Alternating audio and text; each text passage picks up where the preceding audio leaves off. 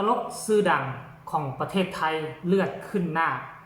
กล่าวหาว่าความขี้ข้านของคนลาวเฮ็ดให้ส่วนอย่างลาวเกือบพังพินาศกราบทักทายสบายดี FC ทุกท่าน FC ทุกคนมาพบมาพ้อกันอีกแล้วคลิปนี้เป็นคลิปที่2ของมื้อนี้ถ้าบ่มีเรื่องราวฮ้อนแฮงก็คงจะบ่เอามาเฮ็ดข่าวบ่เอามาเล่าข่าวให้พี่น้องทั้งคนลาวและก็คนไทยได้รับได้ฮู้เพื่อเป็นการเตือนภัยไปในตัวท่านผู้ชมเนาะเรื่องราวมันเกิดขึ้นหาก็เห็นคลิปสดๆฮ้อนๆบ่ฮู้ว่าคลิปนี้โดนนานพอป่านได้แล้วก็บ่ฮู้หรือว่าหากก็เกิดขึ้นใหม่ๆสดๆมื้อนี้มื้อวานนี้เห็นคลิปพ่อใหญ่เนาะหน้างานถ้าเว้าซื่อนี่คนลาวทุกคนก็จะฮู้เพิ่นแต่ก่อนอยู่ที่วงหมอลำหรือว่าวงอันนั้นเพชรพินทองวงดนตรีเพชรพินทองซึ่งเป็นผู้หนึ่งที่คนลาวเฮาคุ้นหน้าคุ้นตาและเราก็ข้ามไปมาหาสู่กันกับคนลาวของพวกเฮาตลอดก็ซ้ำเป็นบ้านหลังที่2ของเราหั่นแหละเป็นตลกที่ใช้ภาษาลาวบ่ค่อยมักใช้ภาษาไทยท่านผู้ชมแล้วบัดนี้เรื่องราวมันเกิดขึ้นได้จังได๋ติคือจ้างคนลาว2คนไปเฮ็ดเวียกอยู่ส่วนยางของเราไปกรีดยางคันท่าบ่เป็นก็สิถามเจ้าของสวนก็บ่ไปกรีดเฮ็ดต้นยางเขาพังพินาศเฮ็ดหน้ายางเขาบุลุกคุกคักกรีดบ่กรีดแต่เปลือกบ่กรีดแต่อันนั้นกรีดฮอดแก่นในของมันพุ่นกรีดต้นนึงเฮาก็สิกรีดแต่หน้าเดียวก็เลี้ยงกันลงมาซั่นตัวกรีดหน้าซ้ายไปกรีดหน้าขวาไปกรีดหน้าอีกไปกรีด3-4หน้าเล่าก็ว่าพ่อแม่สู่พาเฮ็ดบ่คือสิเป็นพ่อแม่คนลาวและพากันกรีดอย่างนั้นนี่เนาะอันนี้ค่อยก็บ่เคยเห็นดอกกรีดนั่นก็เห็นเขากรีดแบบเดียวกับคนไทยนั่นแหละแต่ว่าพ่อแม่คนที่ซื้อบักซองกับบักสิงนี่เนาะเราบอกว่าให้จื้อซื้อดีๆเราก็บอกว่าก็บ่เหมารวมว่าคนลาวดอกแต่เฉพาะ2คนนี้ต้องให้ระมัดระวังเนาะให้พวกเจ้าไปเบิ่งคลิปนี้ซะก่อนไปแล้วพวกเฮาจึงมาพิจารณานำกันว่าไผมีความคิดความเห็นไผผิดไผถูกแล้วค่อยมาว่ากันในช่วงต่อไปฟังกันเลยผมสิขอบอกแกหน่อยเด้อผู้ใดสิเอาเหล้ามากรีดยางเนี่ยมันเฮ็ดไปเพื่อพืชเด้ต้นหนึ่งมันจะกรีด3 ปากอันนี้หนาหนึ่งอัน2อันถึงอัน3นี่ทั้งพี่นี่เฮ็ดทั้งพี่ทั้งพี่3หนาพอเมย์มันพาเฮ็ดเสร็จยางก็ตายตัวพี่น้องคิดบ้างดีๆมาที่นี่ยางว่ามันถากเอายากถักกรีดยางแล้วว่ามันถากเอาฮอดแก้นมาต้นพี่มาต้นพี่อีกบัดเอา1หนาเอา1หนา2หนา3หนาหนานี่อ้อมต้นมามึงเขามันถากเอาทุกคนฮอดแก้นมาพี่น้องเด้อหนานี่อ้อมต้นหนานี่อ้อมต้นพูดขีดมาตั้งแต่ไก่พวกนู้นพูดอ้อมต้นมัดพูดอะไรสิจ้างพวกคนเล่าเลยครับเด้อผมสิพูดอะไรสิจ้างพวกคนเล่าคิดดีๆกองดีๆแต่ว่าเล่าดีก็มีเด้บ่ได้ว่าเล่าตลอดแต่ว่าอันซุ่มหัวแดง2 ตัว 3 ตัวนี่มาบ่แดงเด้อนี่บัก2กับบักสิงนี่แหละสำคัญที่สุด2มาเบิ่งความสะอาดบ่นี่กองขยะเด้อคุณสิมาเบิ่งนี่สิพี่ใหญ่เบิ่งดูข้างในผุดเป็นยังไงของดีของอยู่ของกินดูสวยซ้ำหน้ามาก่อนเบิ่งขยะยังหอยให้เบิ่งเป็นบุญตาอยู่คุณแล้วเบิ่งสิ่งของมาเด็กทั้งเก็บยางยายุทัวเอาเทียบไปถิ่นไว้หันเทียบไปถิ่นไว้หันเบิ่งดูขยะอีพ่ออีแม่อันนี้เป็นฝีมือของคนเล่าเด้อค่ะเด้อคนเล่าเด้ออันนี้ว่าได้โจมตีเขาเด้อแต่ว่าเล่าดีกับนี้อันนี้ซื้อบักซิงกับซื้อบัก2เนาะค่ะเนาะบักซิงกับซื้อบัก2ผู้ใดเจอเนี่ยระวังเตือนเลยต้องขยะทั้งที่บ่เนี่ยเอาผมนี่มันก็บ่ใส่มึงดูมึงนะขยะดูผมนี่มันก็บ่ใส่พี่น้องกันว่าพี่นี่มันเรา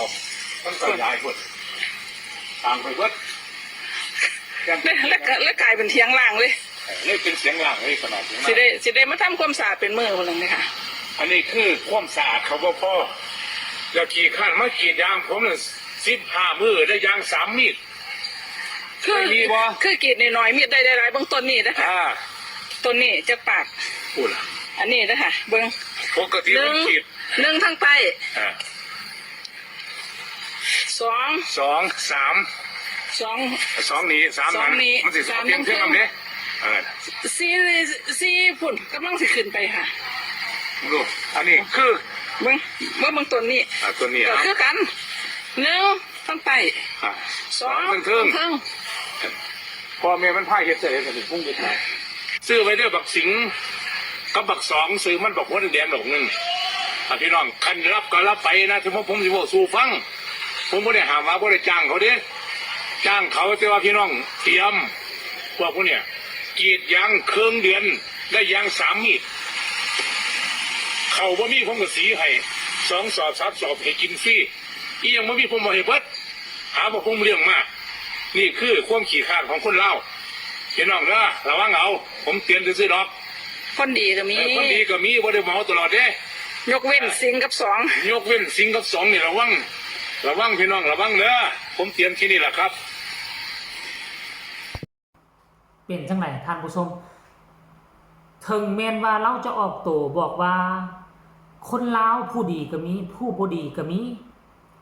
เนาะแต่บางคำศัพท์บางอันฟังแล้วเขาก็รู้สึกบ่สบายใจกระทบจิตใจ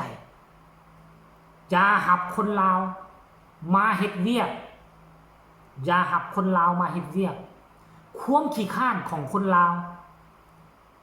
เฮ็ดให้หน้างานจิบหายวายวอดเข้าน้ำซ้ำป่าลาวซื้อมาให้กินฟรีอยู่ฟรีแต่ว่ามองอยู่กับเขาจะเข้าใจตามสภาพเป็นตู้เป็นกระต๊อบแต่ว่าฝนตกมาเราก็บ่ให้หัวใส่ดอกเพราะกระต๊อบก็โอเคอยู่ไม่ได้ซื้อผ้าซื้อหยังมาแอมมาอ้อมเอาไว้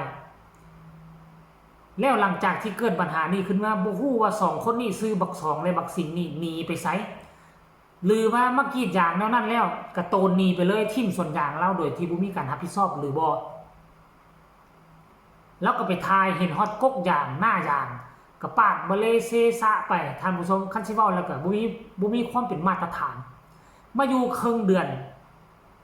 ได้ยาง3 มีดความหมายก็คือว่าครึ่งเดือนนี่